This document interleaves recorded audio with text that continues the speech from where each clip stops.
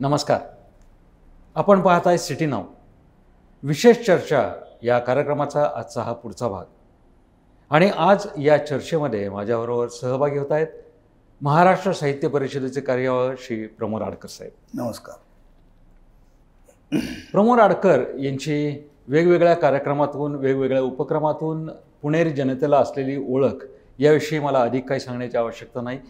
तो एक वेगळा विषय, त्याच्यावर आपण नंतर केव्हा तरी भेटणार आहोतच. पण आज या चर्चेमध्ये त्यांच्यासाठी सुद्धा आपला आजचा मूळ प्रश्न आहे की आमचा खासदार कसा असायला हवा.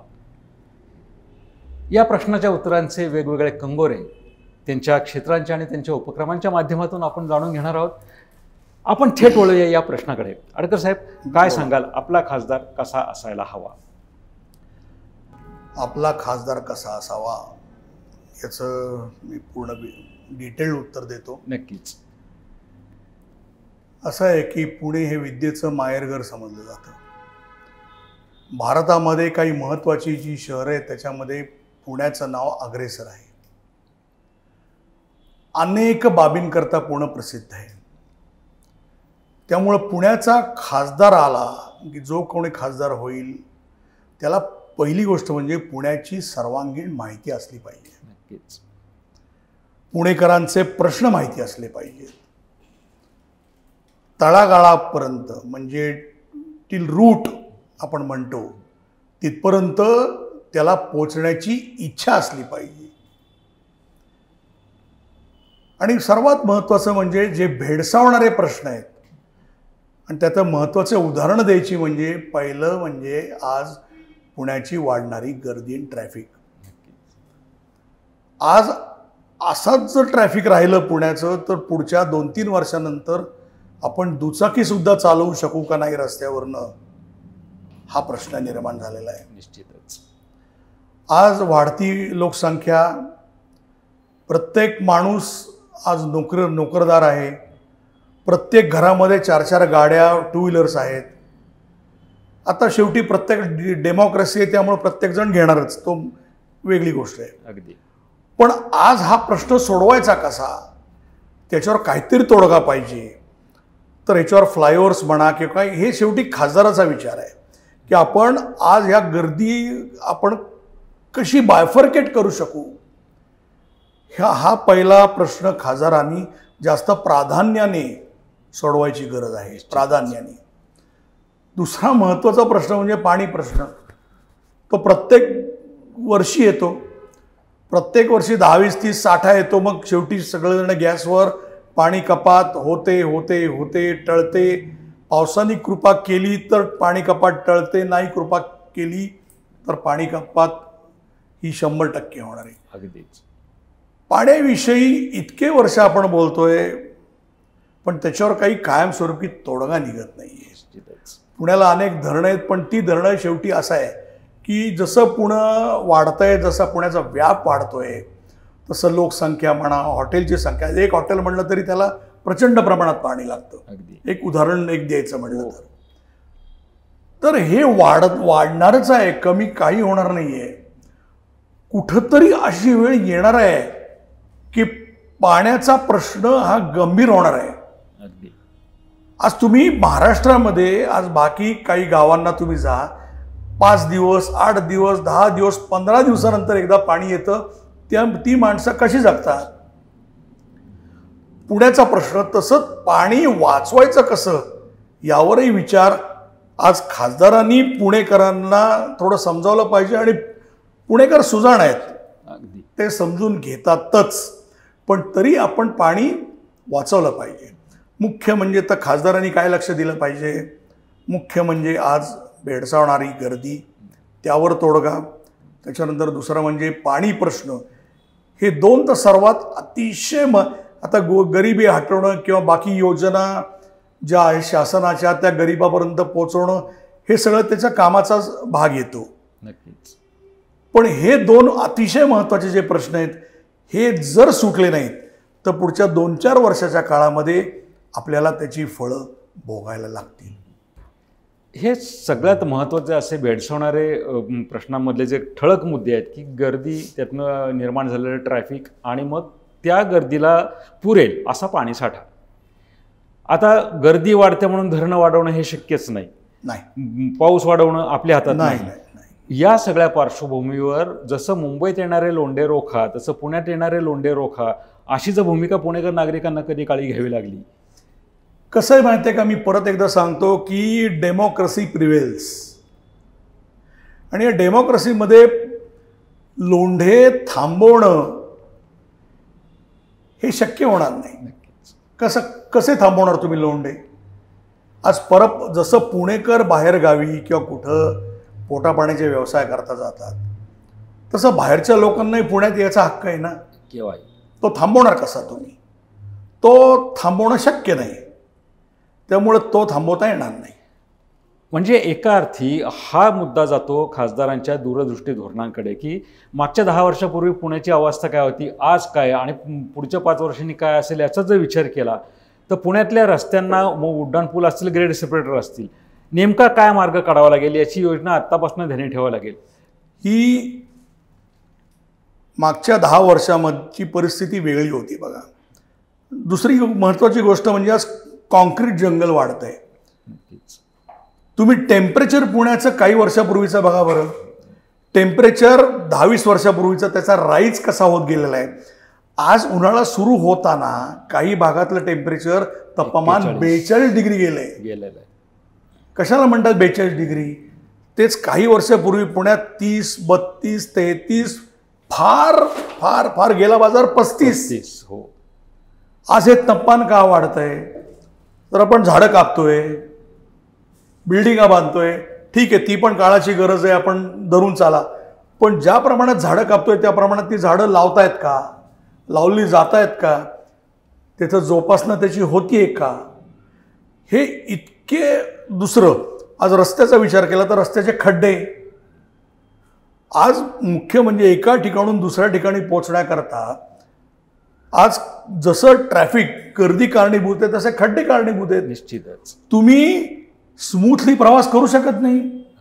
कसा करणार? खड्डेमध्ये येणारच तुमचे. तर या गोष्टी बारीक आहेत पण त्या मोठ्या होतात ना. म्हणजे आणि सर्वात महत्त्वाचं, त्या खड्ड्यामध्ये रात्री एखादा जर दुर्दैवी बिचारा दुचाकीवाला जर त्याला खड्डा दिसला नाही तर मृत्युमुखी पडू शकतो. आज या सगळ्या इंटरलिंक्ड आहेत खड्ड्याशी. निश्चितच आज रस्त्याशी या सगळ्या इंटरलिंक्ड बाबी आहेत. तर याच्यावर काहीतरी तोडगा कायमस्वरूपी आज पुढची 5-10 वर्ष आणि पुढचा काळ विचारात घेऊन केली पाहिजेत. असा कार्यक्षम खासदार पुण्याला मिळण्याची अतिशय गरज आहे. मुख्य म्हणजे तो लोकात मिसळणारा पाहिजे. नक्कीच लोकात मिसळणारा पाहिजे, मन मिळावं पाहिजे, त्याचे दरवाजे किंवा त्याचा मोबाईल आज लोकांकरता उपलब्ध झाला पाहिजे. खासदाराला त्रास द्यायला जाऊ नये लोकांनी, हेही मला मान्य आहे. उलट मी ते वेगळं बोलतो, पण निदान त्या खासदारांनी लोकांच्या समस्या काय ज्या असतील त्याचं समाधान करण्याचा प्रयत्न निश्चितपणाने केला. लोकांसाठी तो उपलब्ध झाला पाहिजे. एक सूर जनतेचा किंवा अगदी राजकीय क्षेत्रातल्या मंडळींचा सुद्धा असा होता की रस्त्यावरचे खड्डे दुरुस्त करणे हे काय खासदाराचं काम नाही, पण म्हणून ते खड्डे बुजवायच्या ऐवजी तिथं पूर्ण सिमेंटचे रस्ते बांधायचे, अख्ख्या शहराचं तापमान त्यातून वाढवायचं आणि पर्यावरणाचा ऱ्हास ह्याच्याकडे लक्ष न देणं हे सुद्धा खासदाराचं काम नाही का? हा जर समन्वय नसेल तर एकीकडे जी वृक्षतोड होते, जसं पिंपरी चिंचवडमध्ये काही वर्षापूर्वी घडलं की तोडलेले वृक्ष अन्य ठिकाणी जाऊन त्यांची पुनर्लागवड करण्यात आली, छोट्याशा रूपाचे आज बहारदार वृक्ष झालेत, हे पुराव्यासकट बघायला मिळतंय. ही जर परिस्थिती असेल मग पुण्यात हे शक्य नाही का? जसा आता वेताळ टेकडीचा प्रश्न येतोय, मग टेकडीच्या आतून बोगदा करणं शक्य नव्हतं का? किंवा तिथले आता नवीन तोडले जाणारे वृक्ष अन्य ठिकाणी लावणं शक्य नाही का? मग रस्त्याचे खड्डे बुजवताना मी मूळ प्रश्नाकडे येतोय. रस्त्याचे खड्डे बुजवताना जे महापालिका प्रशासनाच्या अखत्यारीत जर येत असतील या गोष्टी की खड्ड्यांमुळे ट्रॅफिक स्लो होतंय, पण मग महापालिका प्रशासन आणि आमदार, नगरसेवक, खासदार यांचा समन्वयच राहत नाहीये, काय सांगाल? आता हे बघा, बेसिकली खड्डे का पडतात तुम्ही मुळाशी जायचे आहे. हे खड्डे का पडतात? आपण एखादा रस्ता डांबरीकरण जर केला, ओके, तर खड्डे जे पडतात ते काहीतरी तिथं बरोबर काम झालं नसेल म्हणून तर पडतात ना. किंवा किंवा फॉर एक्झाम्पल बाबा की डांबरीकरण एखाद्या रस्त्याचं झालं, नंतर एखाद्या सोसायटीचं काम निघालं, झालं खणणं आलं. आता त्या सोसायटीचं काम निघालं म्हटल्यावर खणणं आलं, पण ते खणलेलं मग त्याला फक्त पॅच लावणं एवढंच काम राहतं ना. आज जो रस्ता असा क्लीन झालेला असतो तो खणला, काम झालं, मग तो पॅच पडतो. थोडंसं मध्ये डिस्टर्ब करतो तुमच्याच उत्तर. आता थोडंसं मला विस्तृत स्वरूपात हवं आहे. मी आत्ता येताना जंगली महाराज रस्त्यावरून आलो. गेली कैक वर्ष जंगली महाराज रस्ता हा पुण्याचं भूषण म्हणून आपण म्हणतोय. या क्षणाला आत्ता आपण इथं बसतोय बोलताना जंगली महाराज रस्ता पुन्हा खणण्यात आला. त्याचा गतिरोधक जो होता तो काढून आता त्या ठिकाणी सगळं खडबडीत करून ठेवण्यात आलं. ते नवीन बांधतील तेव्हा बांधतील, पण मुळात त्याची गरज होती का? अगोदर तो रस्ता चांगला सुरळीत असताना त्याला गतिरोधक का बांधला गेला? बरं बांधला, मग तो खणला कशा करता?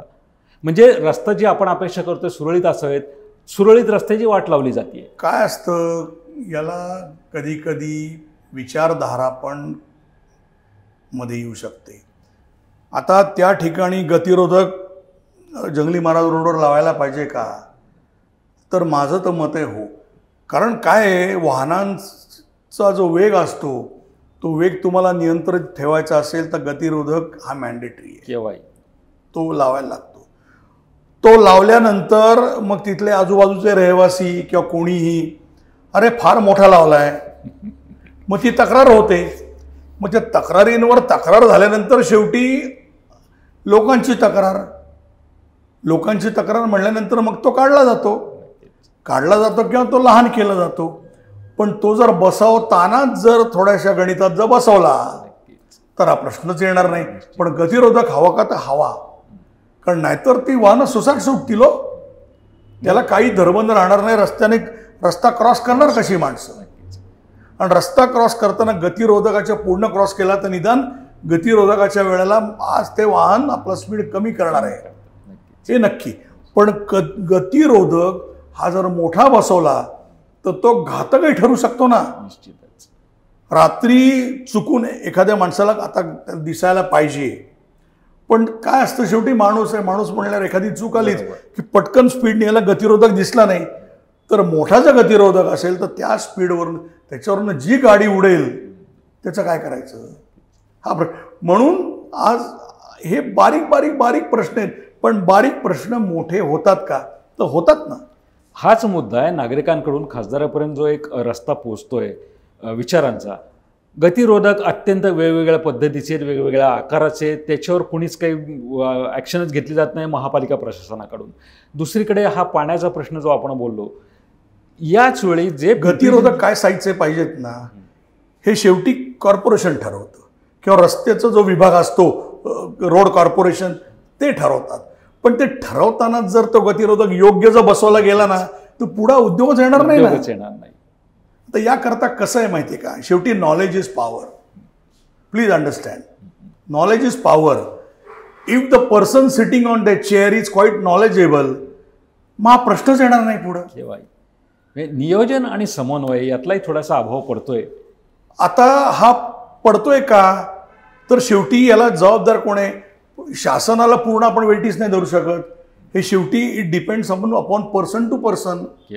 ती जी व्यक्ती बसलेली असते त्या व्यक्तीची मानसिकता, त्याचा विचार, त्याचा अभ्यास, त्याचं गणित हे शेवटी कामाला येतं ना. प्रत्येक जशी 5 बोटं सारखी नसतात, प्रत्येक माणूस सारखा नसतो, प्रत्येक माणसाची विचारसरणी सारखी नसते, प्रत्येक माणूस सारखा विचार करू शकत नाही. कोणी म्हणतो आय विल ईस्ट, कोणी म्हणतो वेस्ट, कोणी म्हणतो नॉर्थ, कोणी म्हणतो साऊथ. तर शेवटी असं आहे की इफ कार्यक्षम माणूस जर त्या खुर्चीत आला तर फार विचार करायला लागणार नाही. पण कसं असतं की हे फ्लेक्झिबिलिटी आहे, ही फ्लेक्झिबिलिटी आहे. हे कधी वरखाली चालणार का? तर चालणार. त्याला आपण तोडगा काढू शकतो का? तर नाही. कारण शेवटी तो माणूस जो खुर्चीत असतो तो कार्यक्षम मला तर काही बघायला लागणार नाही. पण समज दुसरा कोणी माणूस आला की त्याचा थोडा वेगळा विचार असेल तर ही मे चेंज इट. तिसरा आला ही मे चेंज इट. चौथा आला ही मे change it. This is a change process. आणि या चेंज प्रोसेसमधनं दुर्दैवाने जायला लागतं, ही वस्तुस्थिती आहे. म्हणजे नागरिकांनी मग प्रत्येक वेळी आपल्या अपेक्षा समोरची व्यक्ती बघून ठरवावी, त्याची कार्यक्षमता बघून ठरवाव्यात असं नाहीये. शेवटी नागरिकांनी आपल्या अपेक्षा शेवटी हा प्रश्न शेवटी त्या विभागाच्या नगरसेवकाकडं, खासदाराकडं, आमदाराकडं जो असेल तिकडे येतो. नागरिकांनी शेवटी आपल्या समस्या मांडल्या पाहिजे, नकोत का तर मांडल्या पाहिजेतच ना. त्याचं समाधानही होतं, समाधानही शासनाकडनं किंवा त्या माणसाकडनं केलं जातं. कधी कधी पाठपुरावाही करायला लागतो, त्याला काही हे इलाज नाही. प्रायोरिटीप्रमाणे कामं केली जातात. ओके, पण मी परत सांगतो ना, त्या माणसाच्या मानसिकतेवर डिपेंड असतं. आणि याला तुम्ही किती काहीही बदला, हे नुसतं आपल्या इथं नाही हो, हे अख्ख्या जगातलं बोलतोय मी, जगातलं बोलतोय. एखादा दुसऱ्या जगातला प्राईम मिनिस्टर जर कार्यक्षम आला तर तो वेगळे निर्णय घेऊन पटकन काही गोष्टी अंमलात आणतो. तो जर वेगळा आला तर तुम्ही काय करणार? It is going everywhere in the world असं म्हणलं तरी चालेल, हे माझं स्पष्ट मत आहे. त्यामुळे तिथंही नागरिक आहे, तिथंही नागरिक आहेत, तिथंही लोक आहेत, तिथंही लोक आहेत. एखादा कायदा आणला, प्रॉब्लेम असेल, दुसरा कोणी आला मोठा, त्याला प्रॉब्लेम वाटला, त्यांनी काढला. याला तुम्ही लोकांना जबाबदार कसं धरणार? लोकांना जबाबदार धरू शकत प्रत्येक वेळेला, तुम्ही प्रजेला जबाबदार नाही धरू शकत प्रत्येक वेळेला. त्यामुळं this is system, it will go on. याला तुम्ही काहीही करू शकत नाही. फक्त त्याच्यातनं कसं आहे माहिती आहे का, मार्ग काढत जाणं, मार्ग सुलभ करत जाणं, एवढंच फक्त आपलं काम आहे. मार्ग सुलभ होणं, सुलभपणे मार्ग काढणं हे गरजेचं आहे. याला कुणीतरी एक अथॉरिटी असावी म्हणून आपण खासदाराकडे त्या अपेक्षेने पाहतो, असं गृहीत धरलं. असं जरी गृहीत धरलं तरी सुद्धा ह्या मागच्या 15 दिवसातनं वेगवेगळ्या क्षेत्रातल्या व्यक्त होणाऱ्या मान्यवरांच्या आणि तज्ज्ञांच्या अपेक्षा ह्या काही एका रात्रीत आलेल्या नाही आहेत. ह्या मागच्या 5-10 वर्षात साचलेल्या अपेक्षा आहेत. म्हणजे मी मगाशी म्हणाल तसं की कुठेतरी पुढचं नियोजन असणं गरजेचं आहे. मग आणि तो समन्वय खासदाराकडून खालच्या पातळीकडे येणंही अपेक्षित आहे. आज आपण साहित्य क्षेत्रामध्ये आहात, साहित्यिक म्हणून किंवा त्याच वेळेला एक नागरिक म्हणून ह्या दोन्हीचा समन्वय साधताना काय तुम्हाला वाटतं की ह्या अपेक्षा आपल्या क्षेत्राकडून अजून जाहीरपणे व्यक्त झालेल्या नाही आहेत? काय सांगाल? कुठल्या क्षेत्राकडनं? साहित्य क्षेत्राकडून. जसं इतर काही क्षेत्रातून काही मान्यवरांनी, तज्ज्ञांनी त्यांच्या अपेक्षा व्यक्त केल्या. प्रत्येक माणसाचं आपापलं एक काम असतं. तर साहित्यिकही माणूसच असतो, त्याच्याही मला हे मान्य आहे. पण कसं असतं माहिती आहे का, की आज साहित्यिक आपलं काम करत असतो आणि काही साहित्यिकांनी आवाजही उठवलेला आहे. आपण वृत्तपत्रामध्ये बघत असाल, काही साहित्यिक निर्भीडपणाने बोलतात, आवाज उठवतात, अन्यायाविरुद्ध आवाज उठवतात आणि तो आवाज त्यांचा बुलंद असतो. साहित्यिकांचा आवाज बुलंद असतो. त्यामुळे त्यांनी आवाज उठवल्यानंतर आज दखल घ्यावी लागते का, तर घ्यावीच लागते. आणि याची अनेक उदाहरणं आहेत. ती सर्व उदाहरणं काय मी इथं कोट करू शकत नाही, पण अनेक उदाहरणं आहेत. त्यामुळं साहित्यिक हाही माणूस असतो आणि त्यांनीही यावर आवाज उठवावा का, तर उत्तर आहे हो, निश्चित उठवावा. कला क्षेत्राच्या माध्यमातून सध्या जे काही शॉर्टेस्ट ह्याच्यावरती भर दिला जातोय, मग ते शॉर्ट फिल्म असतील किंवा अगदी शॉर्ट कंटेंटवरला सध्या भर दिला जातोय. वपू, पु ल, गदिमा हे काही शॉर्ट 30 सेकंदात समजणारे विषय नाहीत. याच मी माझ्या मूळ प्रश्नाकडे येतो, थोडं परत आपण विस्तारित उत्तर मला हवंय. देतो की हे विषय 30 सेकंदात संपणार नाहीत. मग ही जी ज्ञानाची त्यांची देवाणघेवाण होती, वैचारिक देवाणघेवाण होती, ही सगळी देवाणघेवाण तुम्हा आम्हा नागरिकांच्या माध्यमातून, वाचकांच्या माध्यमातून, साहित्यिकांच्या माध्यमातून हा प्रवास कुठेतरी पुन्हा राजकीय क्षेत्राकडे वळतोच, कारण तीही माणसं आहेत. बरं, ह्या प्रवासाचा समन्वय जर साधला जात नसेल, अजूनही सामान्य नागरिक, साहित्यिक आणि राजकीय याच्यामधली तफावत सगळीकडे जाणवते. जे मागच्या साहित्य संमेलन गत वर्षी की त्याच्या आधीच्या, की राजकीय कोणी व्यक्ती व्यासपीठावर नको असाही जो काही एक प्रवाद आला, कारण काही असो, आपल्या त्या कारणात घुसायच नाही, पण ही दरी निर्माण होते. काय सांगाल? याचं तुमचं मी डिटेल्ड उत्तर देतो पूर्ण. पहिली तर गोष्ट अशी की शॉर्ट वगैरे तुम्ही जे उदाहरण दिलं, अगदी 30 सेकंद नाही, पण हल्ली शॉर्ट फिल्म्स निघालेले आहेत. शॉर्ट ड्रामा, मी तिथपासून येतो मी. शॉर्ट ड्रामा निघालेले आहेत. एखादा मोठा आशय जर 30 मिनिटात किंवा 1 तासात जर मांडता येत असेल तर हरकत काय, हे मी पहिलं माझं उत्तर देतो. दुसरी गोष्ट अशी की एक लक्षात घ्या, प्रत्येक गोष्ट येऊन ठेपते त्या अर्थार्जनाकडं. आज सगळ्याची नाटकं करता येतात, पैशाचं नाटक करता येत नाही.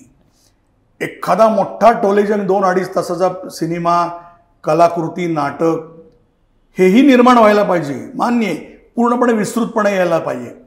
पण हे ज्यांना ज्यांना जमतं त्यांनी करावं ते. पण ज्यांना ते शक्य नाही, ज्यांना पण काहीतरी यांच्याकरता करायची इच्छा आहे, आपली कला किंवा महानुभाव किंवा कोणी महापुरुष यांच्या जीवनपटावर काही जर करायचं असेल, की त्यांचा जीवनपट त्यांना 30 मिनिटात किंवा काही महत्त्वाच्या कथा असतील, हे जर 30 मिनिटं 1 तासात दाखवायचं असेल तर तेही अतिशय महत्त्वाचं आहे.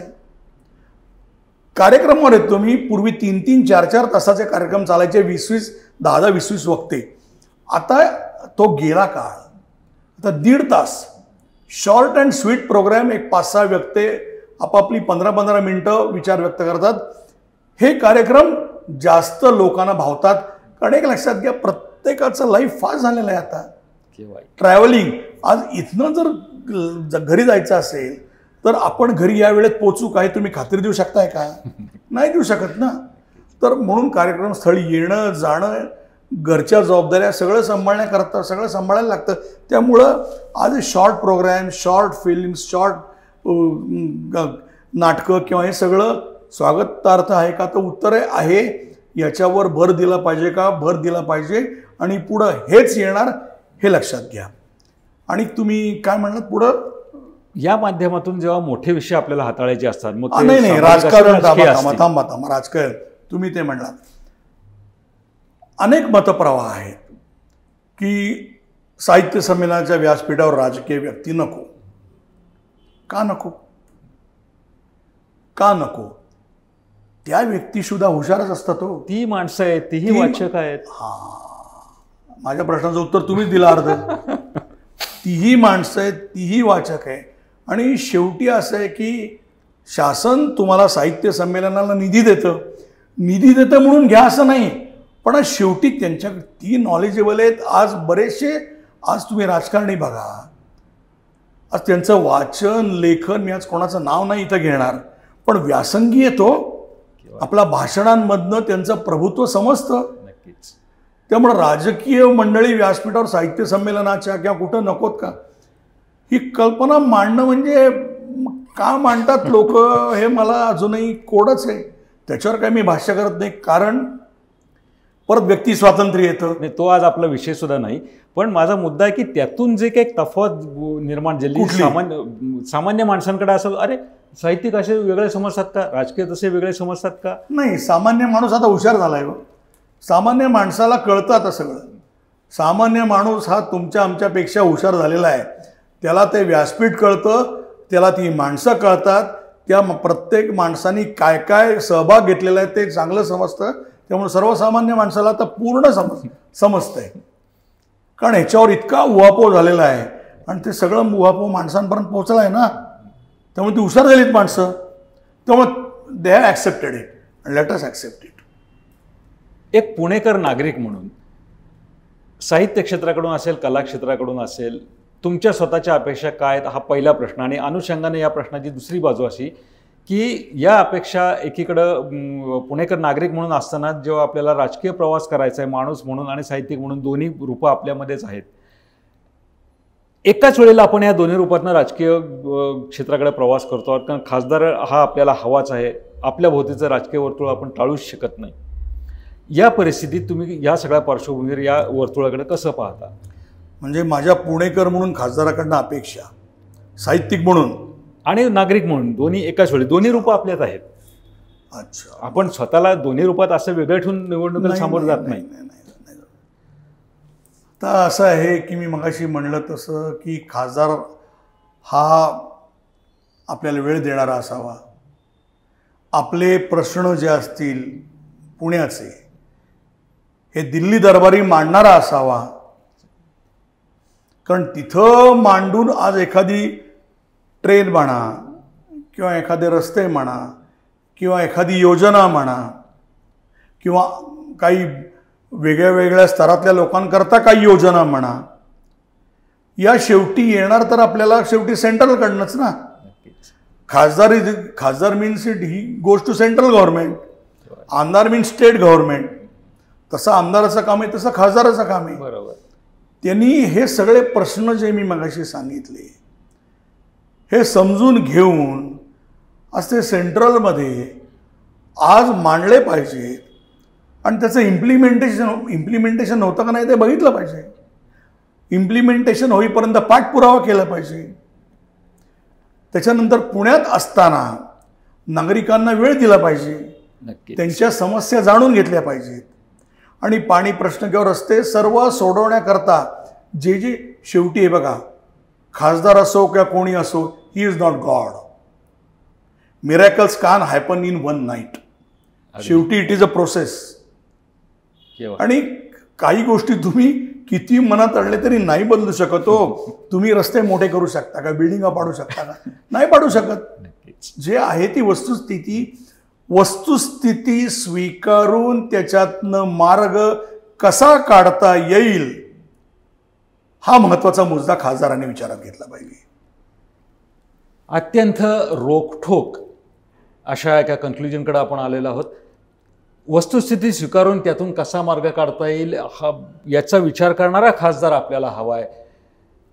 आता पुणेकरांच्या ज्या अपेक्षा आहेत त्या रस्ता, वीज, पाणी या मूलभूत अपेक्षा झाल्या, पण त्याच्या व्यतिरिक्त माझं पुणे कसं असावं या विषयीच्या अपेक्षा आता जनतेच्या वाढत आहेत आणि ह्या सगळ्या अपेक्षांचं कदाचित ओझं म्हणेन मी, जे नवीन येणाऱ्या खासदाराच्या डोक्यावर आपल्याला ठेवायचं आहे किंवा ते आता वैचारिकदृष्ट्या अपेक्षा व्यक्त करण्याच्या माध्यमातून लादलं जात आहे.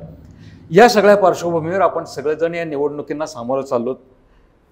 आजच्या कार्यक्रमाच्या उत्तरार्धाकडे आपण आलो. जाता आता शेवटचा प्रश्न, या सगळ्या अपेक्षांचं ओझं आपण लागतोय अशी एक विचित्र भावना मनामध्ये तयार होत असताना सुद्धा या अपेक्षा पूर्ण झाल्या पाहिजेत असंही आपल्याला मनातून वाटतंय.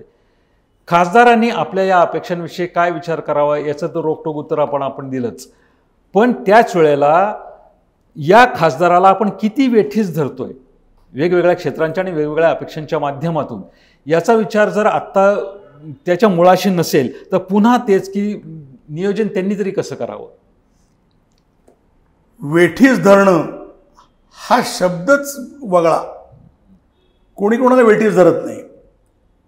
हे प्रश्न आहेत, हे प्रश्न चालत आलेले आहेत, हे प्रश्न चालत राहणार आहेत. या प्रश्नांची उकल करण्याचं काम खासदारांनी करायचं आहे. ऐका, उकल तुम्हाला विचारायचं अजून काही, उकल करण्याचं काम खासदारांनी करायचं आहे, ओझं नाही. शेवटी इट इज अ रिस्पॉन्सिबिलिटी. ही जबाबदारी आहे.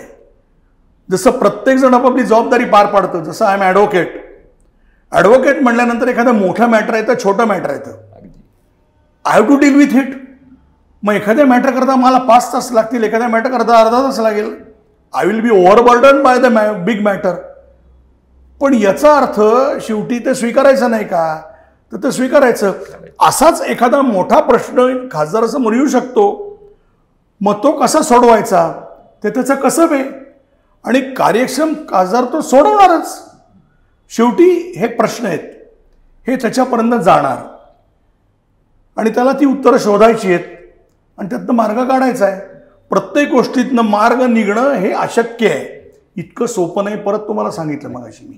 पण आज आज त्याच्यातनं काय बाबा आपण काय व्हाय मीडिया काढू शकतो, हे असं नाही तर तसं करू शकतो का, हे ते सुकर होईल का, हे करण्याचा प्रयत्न खासदारांनी करावा. पण आपले प्रश्न दिल्ली दरबारी मांडणं मोकळेपणाने आणि जोरात ठासून, कारण शेवटी you should if you bang only that can be listened, he should bang. त्यामुळं ते हे मांडणं कार्यक्षमपणाने आणि त्याचं इम्प्लिमेंटेशन आणि पाठपुरावा हे त्याचं काम आहे. ओझावर नाही. He will go. त्याला प्रत्येक प्रश्नाला सामोरं जावंच लागणार.